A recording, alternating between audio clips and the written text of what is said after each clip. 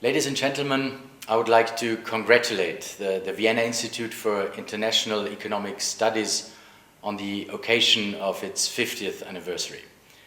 The analysis of the economies of Central, East and Southeast Europe is of very high importance for Austria and the European Union in general. Current events in the Ukraine confirm the major impact that the region can have on Europe and the world, and the value of expertise on this region. The Republic of Austria was providing core funding for the Institute from the very beginning in the 1970s already, and as members of the wiiw Board of Directors and Board of Trustees, representatives of the Austrian Federal Ministry of Finance were always supporting the Institute in its development. We are very proud that wiiw today is one of the internationally acknowledged applied research centers of Austria, and today, more than ever, evidence-based policy needs empirical analysis in order to tackle the big challenges of our time. I would like to enumerate just a few megatrends: digitalization, energy transition, the structural changes in the automotive industry, and the shrinking of the working age population. For all of these challenges, we will need to invest particularly in our human capital to be more competitive and to keep our high standard of living.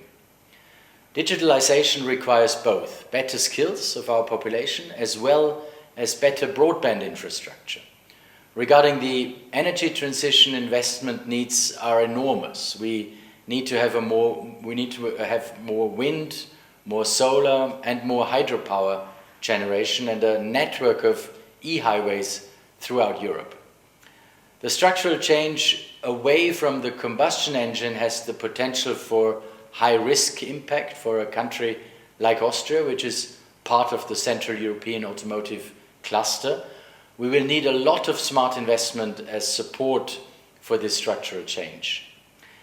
And in order to deal with the aging of our society, our kids need the best possible education, starting with the kindergarten already, where we need to provide nationwide coverage in order to also increase female employment. For all the investment in human as well as physical capital, we will need to make available public resources and incentivize private financing. And at the same time, a series of crises over the past decades have left public finances in a very tight situation, and public debt has reached elevated levels. The challenge is to be able to make all the investment necessary for our societies and at the same time to be prepared to fend off future crises.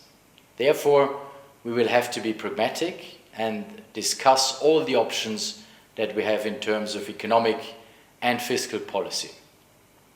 I hope that the following panel discussion will help us to find the necessary policy mix that is balanced enough to reassure the stability of our public finances, the economy, and our society in general.